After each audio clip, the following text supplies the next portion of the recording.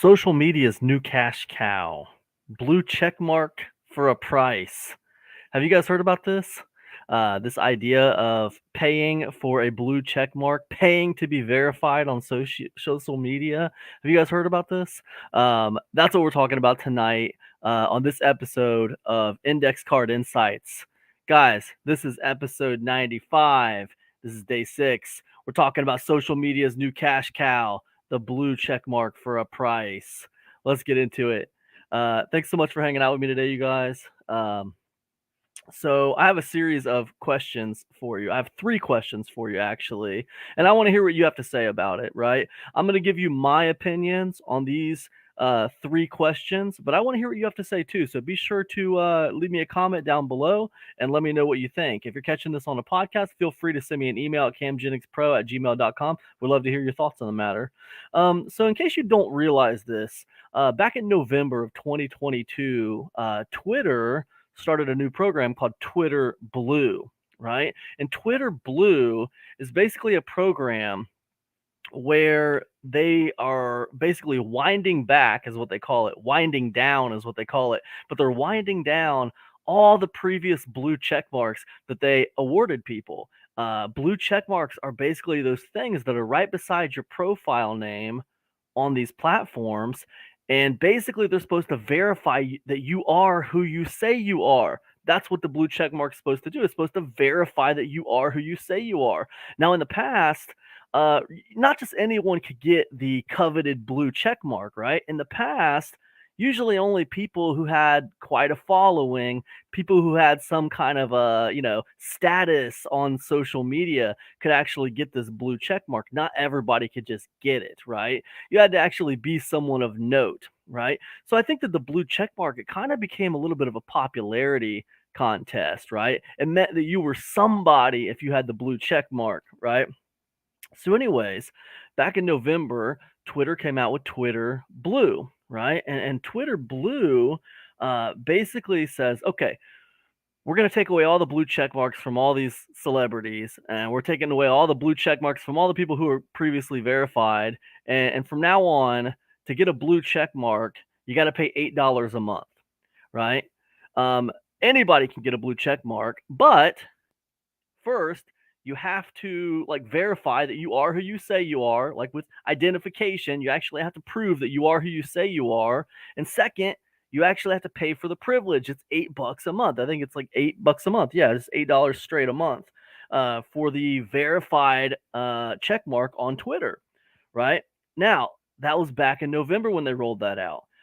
Currently, it's reported that Twitter makes about $2.4 million a month on this Twitter Blue program. It's estimated they're making about, like I said, $2.4 million a month. So it's pretty profitable for them. Pretty cool.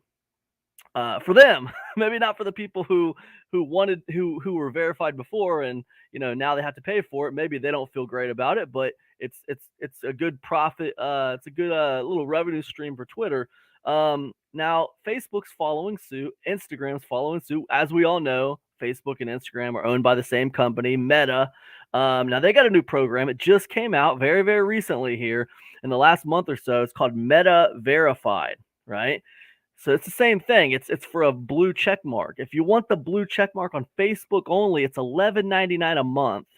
And if you want the blue check mark on Facebook and on Instagram, it's $14.99 a month, right? So this is, again, they're just modeling the program after Twitter Blue. They're just modeling the program after Twitter. It seemed like a really good idea. Why do you think they're doing it? They're doing it because it worked, right? Because now Twitter's earning like $2.4 million a month on their program. So of course they're doing it because they're modeling what works. They're at least going to give it a shot, right? Tapping into a revenue stream.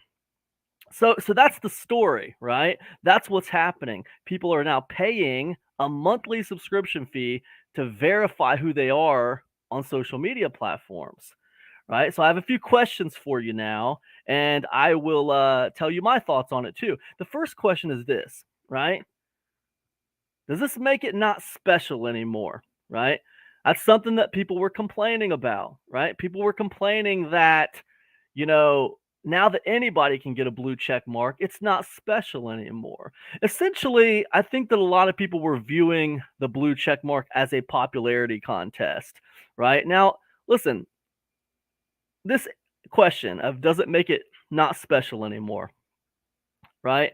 This thing, they've turned it into like a situation of status. When they're asking this question and when they're saying basically, I don't like it anymore because you're not special anymore now that you have a blue check mark, it's about status now. But here's what you have to understand, and here's my opinion on that. Now, you don't have to share this opinion, of course, guys. I love to hear what you have to say about it, but here's my opinion on it. The blue check mark was never supposed to be about status. It was always supposed to be to prevent fraud, right? It was always supposed to be to prevent people from pretending to be you, right? It was always about fraud. It was never just about a status symbol, like that you're somehow more special than everybody else. It was always about protecting you and protecting your identity. That's what it was always about. So when people ask, does it make it special anymore? Or they complain that it doesn't make it special anymore. I think it should have never been special. It should have always been about, protecting people, and it should have always been about, protecting their identities, right? I'll tell you something that happened to me last year was I hate I cringe using this word. I hate saying it, but I was what some would call a victim of identity theft and business identity theft. I literally had somebody or a group of people actually pretending to be me, and imitating my business, and they were using that information to try to sell things to people that I wasn't even trying to I didn't have anything to do with promoting that stuff, but someone was pretending to be me and promoting stuff like that. And I had people emailing me, asking me about products and stuff that they bought, and asking me about emails that I supposedly sent that I didn't send.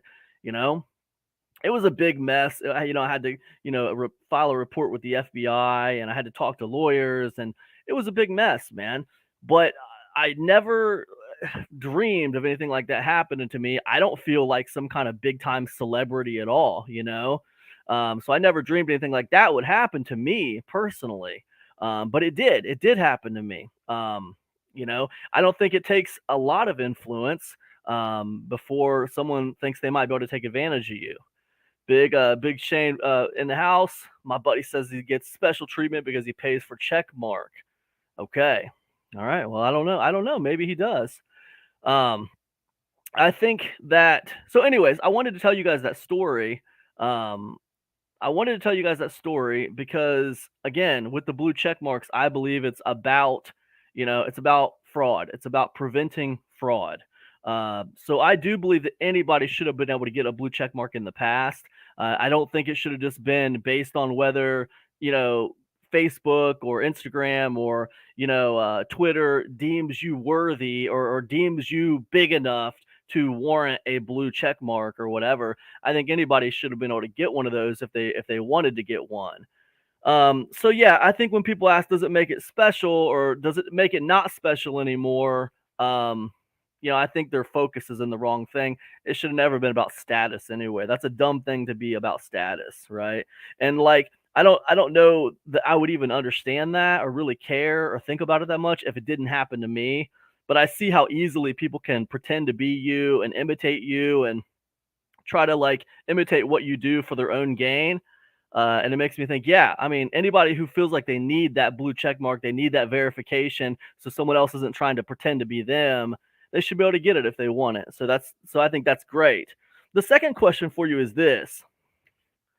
All right. Is it fair to make people pay for this service? Is it fair to make people pay for this service? You know, for me personally, I'm a little divided on this one. The reason why I'm divided on it is because I think anyone who wants to keep their account safe and they want to verify who they are so that there's no chance that someone else is going to try to pretend to be them, I think they have a right to do that. They have a right to protect their identity. And I don't know that they should have to pay a monthly fee to do so. It feels a little bit, you know, feels a little bit extra to make someone have to pay a fee just to protect their identity. Um, at the same time, I can also see where like it's a really nice preventative measure, right? A fraudster or a scammer is not going to really want to pay $8 a month to pretend to be you, right? So it almost provides this extra level of verification. If I'm willing to spend $8 a month or $10 a month or $15 a month for my verified account, then there's probably little to no doubt that I am who I say I am. And I do think that adds an extra level of protection. So while I don't think it's fair that people should have to pay for it just to protect their identity, I do think that payment adds an extra level of protection. Now, I would also say that not just normal people need to have their accounts verified. I think anybody who wants to have it done should be able to have it done. But let's be honest, people who want their accounts verified are people who are putting themselves out there. They got a little bit of a following, and they're worried about other people taking advantage of them and trying to pretend to be them for their own nefarious purposes, right? That's why it's there to protect people with a little bit of a following.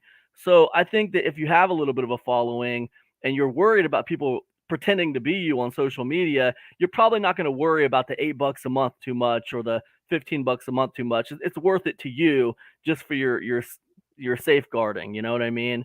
That's kind of how I feel about it. I don't know. I just started looking into this whole blue check mark thing this week. So it's really interesting, and I can definitely see it both ways. Let me give you guys another question. All right, this is the third question. All right, why is this happening now? And I think this is probably the most important question. Why is this happening now? That's the question you should all be asking because, fraud is nothing new, right? Fraud is nothing new. People have been identity thefting other people for a while now, for years, and it's been going on for a while. So why now are they choosing to do this?